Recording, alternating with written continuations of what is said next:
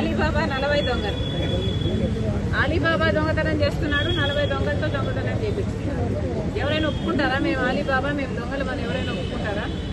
అందరూ అలా తయారయ్యారు, రాజకీయాలు అలా తయారయ్యారు.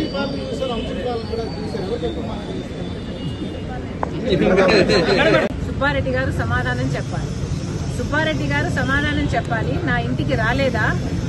నాకు ఆడియో వినిపించలేదా?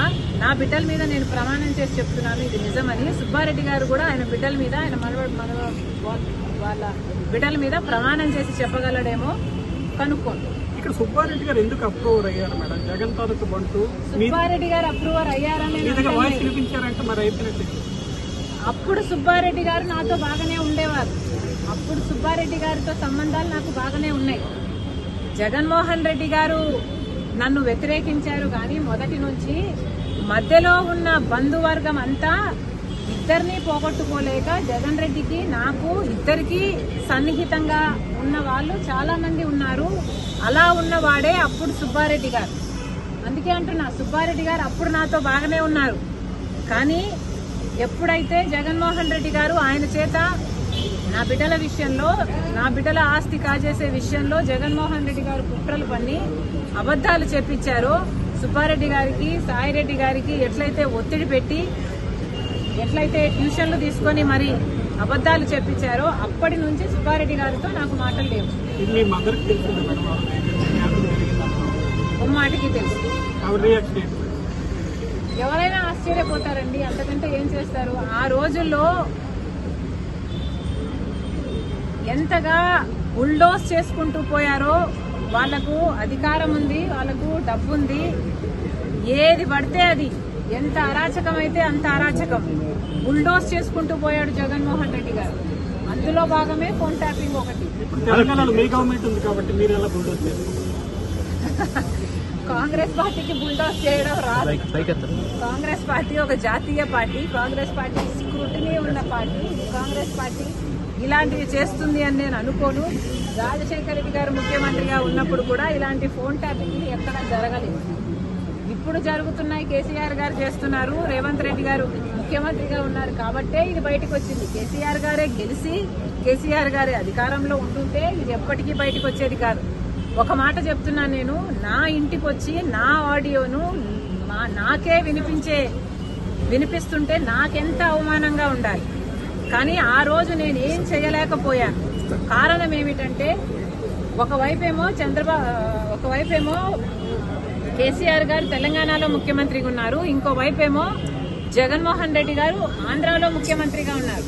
నేను పోరాటాలు చేస్తూ ఎవరితో చేయాలి? ఈ ముఖ్యమంత్రితో చేయాలి, ఆ ముఖ్యమంత్రితో చేయాలి. అప్పటికే నన్ను తొక్కే ప్రయత్నాలు చాలా గట్టిగా చేస్తున్నారు.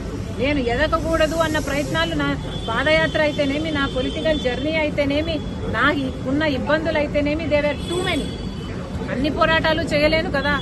కాబట్టి నేను ఈ ఫోన్ ట్యాపింగ్ విషయాన్ని పక్కన పెట్టదలుచుకున్నాను. ఎందుకంటే నేను ఒకవేళ పోరాటం చేసినా కూడా, ఫోన్ ట్యాపింగ్ జరిగింది అని నేను బయట చెప్పినా కూడా అటువైపు తెలంగాణలో ఇన్వెస్టిగేషన్ జరగదు, ఇటువైపు ఆంధ్రాలో ఇన్వెస్టిగేషన్ జరగదు. ఎందుకంటే పోలీస్ డిపార్ట్మెంట్ అంతా వాళ్ళ చేతుల్లో ఉంటుంది కాబట్టి.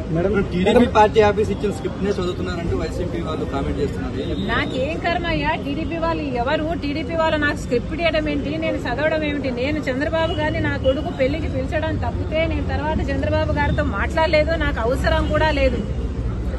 పోనీ చంద్రబాబు గారితో నేనేదో స్క్రిప్ట్ ఇచ్చి నేను చదువుతున్నానంటే, పోనీ చంద్రబాబు గారు నాకేదో చేస్తుంటే నేను చేయాలి కదా. పోనీ ఏం చేశారు చంద్రబాబు గారు నాకు? నేను ఎలా లబ్ధి పొందుతున్నాను? మీకేమైనా కనిపిస్తుందా నేను ఎలా లబ్ధి పొందుతున్నాను? చంద్రబాబు గారు ఇంకా పవన్ కళ్యాణ్ కూడా నాకు మేలు చేస్తుంటే ఎట్లా చేస్తున్నారు? జగన్మోహన్ రెడ్డిని టార్గెట్ చేస్తున్నారు కాబట్టి నేను అటు చెప్తున్నాను. లోపల చంద్రబాబు గారిని భయంకరంగా తిట్టొచ్చా నేను, మీరుంటే తెలిసేది. ప్రజా సమస్యల మీద ఎలా ముందుకెళ్ళబోతున్నారు? నాకు సూపర్ 6 చాలా ఇంపార్టెంట్. మళ్లీ చెప్తున్నాము, చంద్రబాబు గారు మభ్య పెట్టే ప్రయత్నం చేస్తున్నారు. చంద్రబాబు గారు అన్నిట్లో కోతలు పెడుతున్నారు. చంద్రబాబు గారు ఇప్పటికి వరకు కూడా విభజన హామీలలో ఏ ఒక్క హామీ కూడా కంప్లీట్ గా పూర్తిగా ఆంధ్ర రాష్ట్రం నెరవేర్చుకోలేకపోయింది అంటే మరి మీరు ఇంకా బీజేపీ పార్టీకి ఎందుకు మద్దతు ఇస్తున్నారు? చంద్రబాబు గారిని మళ్లీ హెచ్చరిస్తున్నాం.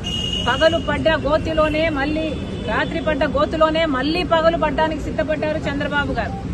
ఒకసారి బీజేపీతో పొత్తు పెట్టుకున్నారు, చెడింది మళ్ళీ పెట్టుకున్నారు. మళ్ళీ చెడితే బాగుంటుందని మేము అనుకుంటున్నాము. ఎందుకంటే ప్రజలకు బీజేపీ పార్టీ ఒక్క మేలు కూడా చేయటం లేదు కాబట్టి. రాజధానికి కూడా ఇప్పుడు అప్పులు ఇస్తారట. పోలవరం విషయానికి వస్తే 45 మీటర్స్ నుంచి 41 మీటర్స్ కు తగ్గిస్తారట. విశాఖపట్నం స్టీల్స్ కు వస్తే అలీబాబా 40 దొంగలు, అలీబాబా దొంగతనం చేస్తున్నాడు. 40 దొంగలతో దొంగతనం చేపిస్తున్నారు. ఎవరైనా ఒప్పుకుంటారా మేము అలీబాబా మేము దొంగలు మనం ఎవరైనా ఒప్పుకుంటారా? అందరూ అలా తయారయ్యారు, రాజకీయాలు అలా తయారయ్యారు.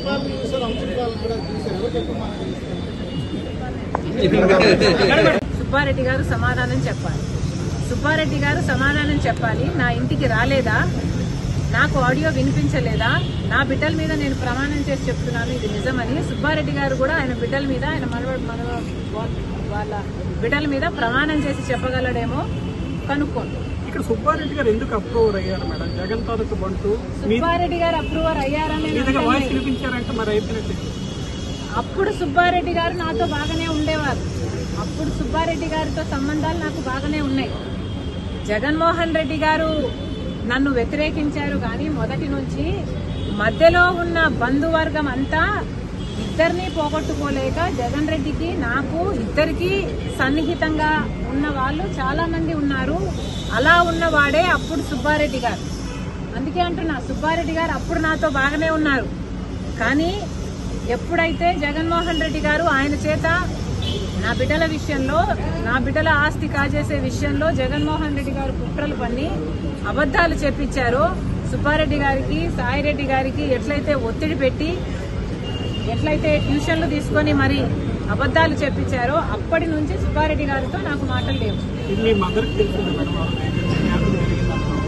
మాటికి తెలుసు. ఎవరైనా ఆశ్చర్యపోతారండి, అంతకంటే ఏం చేస్తారు. ఆ రోజుల్లో ఎంతగా బుల్డోస్ చేసుకుంటూ పోయారో. వాళ్లకు అధికారం ఉంది, వాళ్లకు డబ్బు ఉంది, ఏది పడితే అది, ఎంత అరాచకం అయితే అంత అరాచకం బుల్డోస్ చేసుకుంటూ పోయాడు జగన్మోహన్ రెడ్డి గారు. అందులో భాగమే ఫోన్ ట్యాపింగ్ ఒకటి. తెలంగాణలో మీ గవర్నమెంట్ ఉంది కాబట్టి మీరు ఎలా బుల్డోస్ చేస్తారు? కాంగ్రెస్ పార్టీకి బుల్డోస్ చేయడం రాదు. కాంగ్రెస్ పార్టీ ఒక జాతీయ పార్టీ, కాంగ్రెస్ పార్టీ స్క్రూటినీ ఉన్న పార్టీ.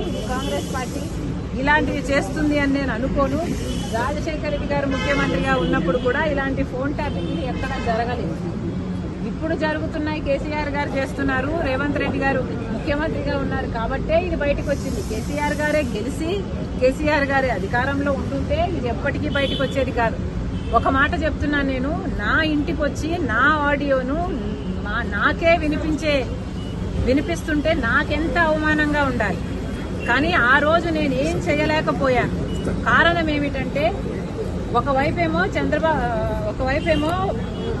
కేసీఆర్ గారు తెలంగాణలో ముఖ్యమంత్రిగా ఉన్నారు, ఇంకోవైపేమో జగన్మోహన్ రెడ్డి గారు ఆంధ్రాలో ముఖ్యమంత్రిగా ఉన్నారు. నేను పోరాటాలు చేస్తూ ఎవరితో చేయాలి? ఈ ముఖ్యమంత్రితో చేయాలి, ఆ ముఖ్యమంత్రితో చేయాలి. అప్పటికే నన్ను తొక్కే ప్రయత్నాలు చాలా గట్టిగా చేస్తున్నారు. నేను ఎదగకూడదు అన్న ప్రయత్నాలు, నా పాదయాత్ర అయితేనేమి, నా పొలిటికల్ జర్నీ అయితేనేమి, నాకున్న ఇబ్బందులు అయితేనేమి, దేవర్ టూ మెనీ. అన్ని పోరాటాలు చేయలేను కదా. కాబట్టి నేను ఈ ఫోన్ ట్యాపింగ్ విషయాన్ని పక్కన పెట్టదలుచుకున్నాను. ఎందుకంటే నేను ఒకవేళ పోరాటం చేసినా కూడా, ఫోన్ ట్యాపింగ్ జరిగింది అని నేను బయట చెప్పినా కూడా అటువైపు తెలంగాణలో ఇన్వెస్టిగేషన్ జరగదు, ఇటువైపు ఆంధ్రాలో ఇన్వెస్టిగేషన్ జరగదు. ఎందుకంటే పోలీస్ డిపార్ట్మెంట్ అంతా వాళ్ళ చేతుల్లో ఉంటుంది కాబట్టి. టీడీపీ పార్టీ ఆఫీస్ ఇచ్చిన స్క్రిప్ట్ నే చదువుతున్నారంటూ వైసీపీ వాళ్ళు కామెంట్ చేస్తున్నారు. నాకేం కర్మయ్యా? టీడీపీ వాళ్ళు ఎవరు? టీడీపీ వాళ్ళు నాకు స్క్రిప్ట్ ఇవ్వడం ఏంటి, నేను చదవడం ఏమిటి? నేను చంద్రబాబు గారిని నా కొడుకు పెళ్లికి పిలిచడం తప్పితే నేను తర్వాత చంద్రబాబు గారితో మాట్లాడలేదు, నాకు అవసరం కూడా లేదు. పోనీ చంద్రబాబు గారితో నేనేదో స్క్రిప్ట్ ఇచ్చి నేను చదువుతున్నానంటే, పోనీ చంద్రబాబు గారు నాకేదో చేస్తుంటే నేను చేయాలి కదా. పోనీ ఏం చేశారు చంద్రబాబు గారు నాకు? నేను ఎలా లబ్ధి పొందుతున్నాను? మీకేమైనా కనిపిస్తుందా నేను ఎలా లబ్ధి పొందుతున్నాను? చంద్రబాబు గారు ఇంకా పవన్ కళ్యాణ్ కూడా నాకు మేలు చేస్తుంటే ఎట్లా చేస్తున్నారు? జగన్మోహన్ రెడ్డిని టార్గెట్ చేస్తున్నారు కాబట్టి నేను అటు చెప్తున్నాను. లోపల చంద్రబాబు గారిని భయంకరంగా తిట్టొచ్చా నేను, మీరుంటే తెలిసేది. ప్రజా సమస్యల మీద ఎలా ముందుకెళ్ళబోతున్నారు? నాకు సూపర్ 6 చాలా ఇంపార్టెంట్. మళ్లీ చెప్తున్నాము, చంద్రబాబు గారు మభ్య పెట్టే ప్రయత్నం చేస్తున్నారు. చంద్రబాబు గారు అన్నిట్లో కోతలు పెడుతున్నారు. చంద్రబాబు గారు ఇప్పటికి వరకు కూడా విభజన హామీలలో ఏ ఒక్క హామీ కూడా కంప్లీట్ గా పూర్తిగా ఆంధ్ర రాష్ట్రం నెరవేర్చుకోలేకపోయింది అంటే మరి మీరు ఇంకా బీజేపీ పార్టీకి ఎందుకు మద్దతు ఇస్తున్నారు? చంద్రబాబు గారిని మళ్లీ మళ్లీ హెచ్చరిస్తున్నాం. పగలు పడ్డ గోతిలోనే మళ్లీ రాత్రి పడ్డ గోతులోనే మళ్లీ పగలు పడ్డానికి సిద్ధపడ్డారు చంద్రబాబు గారు. ఒకసారి బీజేపీతో పొత్తు పెట్టుకున్నారు, చెడింది, మళ్లీ పెట్టుకున్నారు. మళ్లీ చెడితే బాగుంటుందని మేము అనుకుంటున్నాము. ఎందుకంటే ప్రజలకు బీజేపీ పార్టీ ఒక్క మేలు కూడా చేయటం లేదు కాబట్టి. రాజధానికి కూడా ఇప్పుడు అప్పులు ఇస్తారట. పోలవరం విషయానికి వస్తే 45 మీటర్స్ నుంచి 41 మీటర్స్ కు తగ్గిస్తారట. విశాఖపట్నం స్టీల్స్ కు వస్తే మీరు వాళ్లకు మేలు చేయండి అంటే